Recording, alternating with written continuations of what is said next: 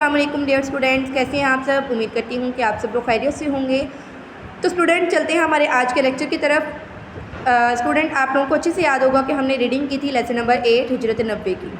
تو ہجرت نبوی میں ہم نے جو ہے وہ اس ہجرت نبوی کا معنی جو ہے وہ پڑھا تھا، اس کے علاوہ اسباب، واقعات اور نتائج کے بارے میں ریڈ کیا تھا۔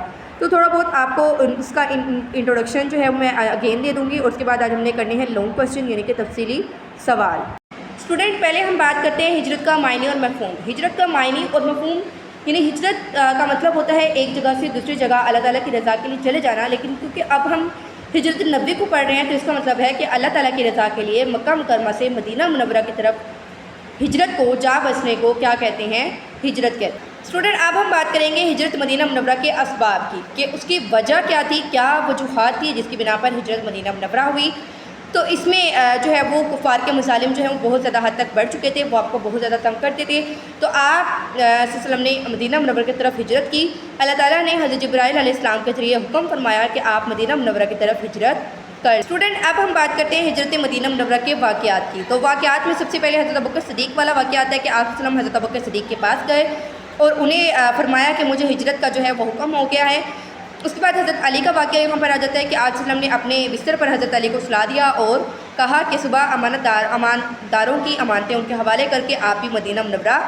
اس کے بعد آپ صلی اللہ علیہ وسلم جو ہے وہ غار ثور میں تشریف لے گئے، 3 دن تک وہاں پر رہے۔ حضرت عبداللہ حضرت ابوبکر صدیق کے بیٹے، انہوں نے آپ صلی اللہ علیہ وسلم کی بہت زیادہ مدد کی۔ وہ پورے مدینہ مکہ مکرمہ کی جو معلومات ہیں وہ لا کر آپ کو دیا کرتے تھے۔ حضرت عاصمہ جو ہیں وہ آپ کے پاس جو ہیں وہ کھانا تیار کر کے لے کر آیا کرتی تھی۔ الغرض ہر لحاظ سے حضرت ابوبکر صدیق ان کے گھرانے نے آپ صلی اللہ علیہ وسلم کی اس ہجرت میں بہت زیادہ مدد کی۔ اس کے بعد آپ صلی اللہ علیہ وسلم جب مدینہ منورہ پہنچے تو پہلے آپ نے قباء نامی بستی میں جو ہے وہ پڑاؤ کیا، اور اس کے بعد آپ صلی اللہ علیہ وسلم کی میزبانی کا شرف حضرت ابو ایوب انصاری کو ملا۔ اسٹوڈنٹ اب بات کرتے ہیں ہجرت مدینہ منورہ کے نتائج کی۔ تو اس کے نتیجے میں صرف مکہ مکرمہ کے ظلم سے نجات نہیں ملی تھی، بلکہ ایک اصل مقصد مل گیا تھا مسلمانوں کو، جہاں پر کوئی ظلم و زیادتی اور ناانصافی نہیں ہوتی تھی۔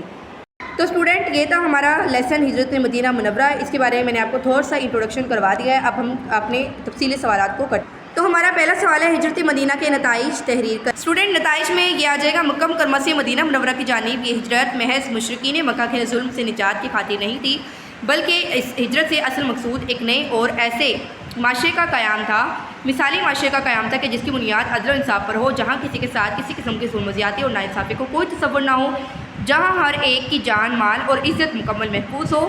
یہاں سے اسلام کی تبلیغ کا ایک نیا باب شروع ہوا۔ یہ ہمارے پہلے جو تفصیلی سوال ہے اس کا جواب۔ اس کے بعد حضرت ابوبکر صدیق اور حضرت ابو ایوب انصاری نے ہجرت مدینہ منورہ میں کیا کردار ادا کیا؟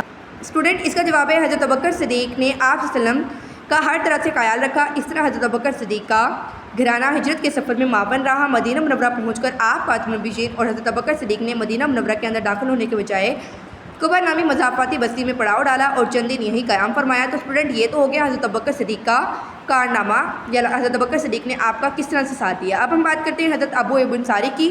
تو اس میں آپ آ جائیں اس لائن پر، مدینہ منورہ میں آپ خاتم النبیین کی میزبانی کا عظیم شرف حضرت ابو ایوب انصاری کو نصیب ہوا۔ تو اسٹوڈنٹ یہ تھا ہمارا سیکنڈ لانگ۔ آج کے ویڈیو لیکچر میں ہم نے ہجرت مدینہ کے تفصیلی سوالات کو کیا ہے۔ اپنا خیال رکھیے گا اور ان کو لازمی اپنی نوٹ بک پہ رائٹ کیجیے گا۔ اللہ حافظ۔